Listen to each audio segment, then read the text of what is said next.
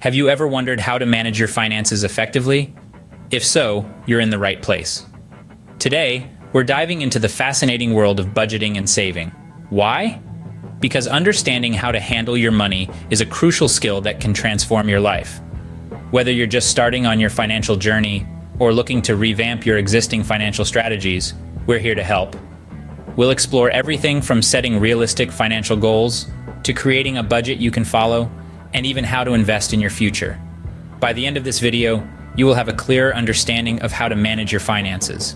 The first step in financial management is setting clear financial goals. Just as a ship needs a compass to navigate the vast ocean, you also need financial goals to guide you towards financial stability and independence. These goals give you direction, motivation, and a clear sense of purpose. They form the backbone of your financial plan and dictate your spending habits. Let's consider some examples. Short-term financial goals could be saving for a vacation or paying off a small debt, while mid-term goals could include saving for a down payment on a house or investing in education. Long-term goals, on the other hand, might be building a retirement nest egg or ensuring a financially secure future for your children. However, remember that these goals should be SMART: specific, measurable, achievable, relevant, and time-bound. A vague goal like, "I want to be rich," won't help you. But if you say, "I want to save $100,000 for retirement in 20 years, you have a clear and quantifiable target. Remember, a goal without a plan is just a wish. So set your financial goals today and start your journey towards financial freedom. Now that you have your goals, it's time to create a budget. A budget, my friends, is not a set of shackles. It's a tool, a guide, a blueprint for your financial success. It's the key to unlocking your potential and making your money work for you. Creating a budget is simple. Start by identifying your income. This includes your salary, any freelance or side gig earnings, and other sources such as investments or rental income.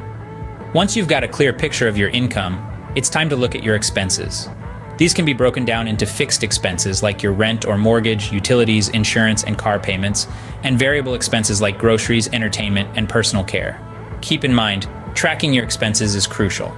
It's like stepping on the scale when you're trying to lose weight. You need to know where you stand to make progress. A simple spreadsheet or budgeting app can be your best ally here. Next, subtract your expenses from your income. If you're left with a positive number, great. You're living within your means. If it's negative, don't panic. This is a wake-up call to adjust your spending habits or find ways to increase your income. Now let's talk about the fun part, allocating your money. Start with your needs, the non-negotiables like rent, food, and utilities.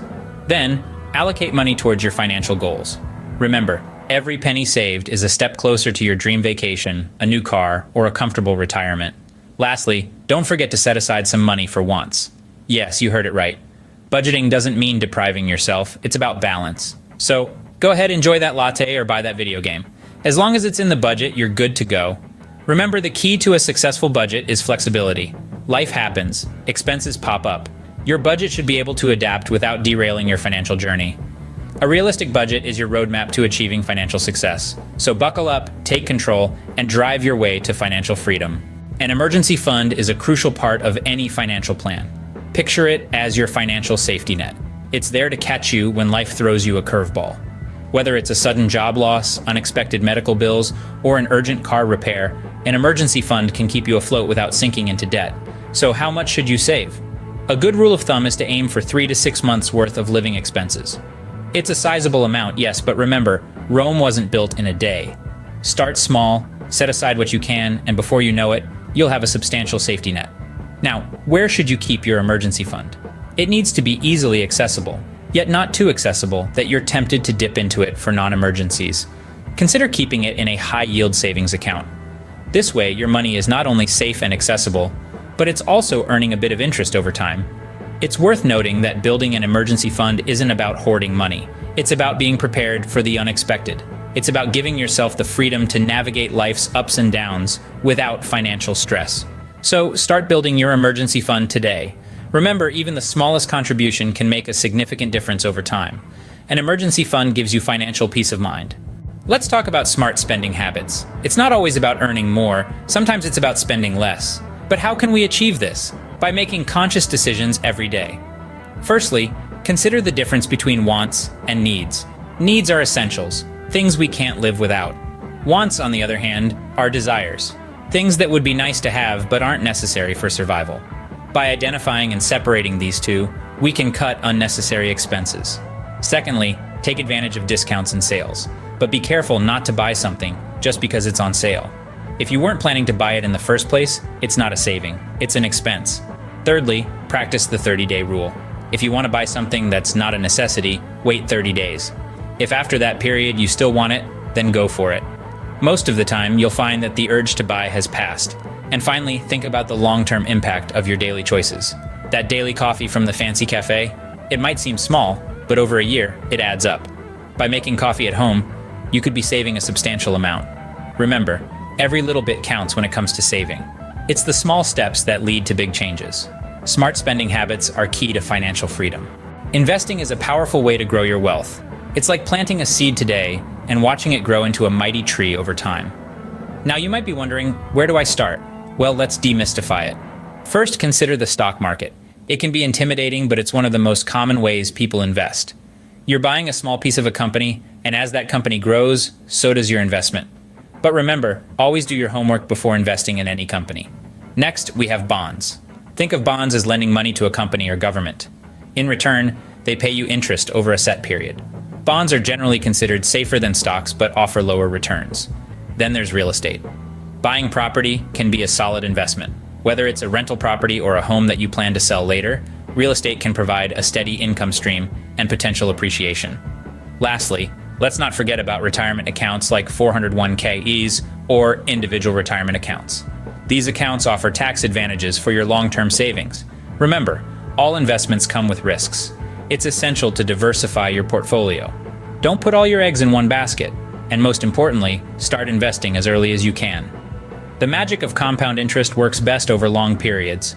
Investing for the future can be a game changer. It's a step towards financial independence and a secure future, so why not start today? Debt can be a major obstacle on your financial journey.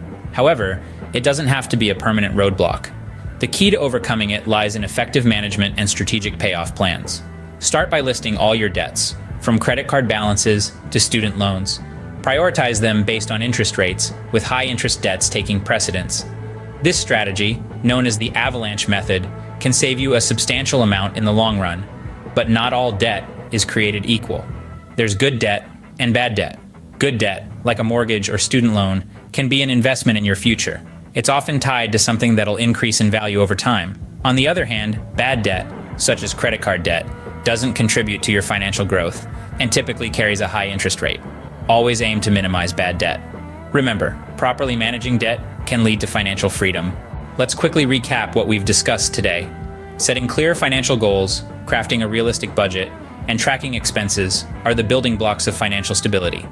Remember the importance of an emergency fund and wise spending habits. Investing for the future is key, and tackling debt head-on can bring you peace of mind. I encourage you to take action. Implement 1 or 2 tips from this video. Thank you for watching. Please like, subscribe, and share if you found this video helpful.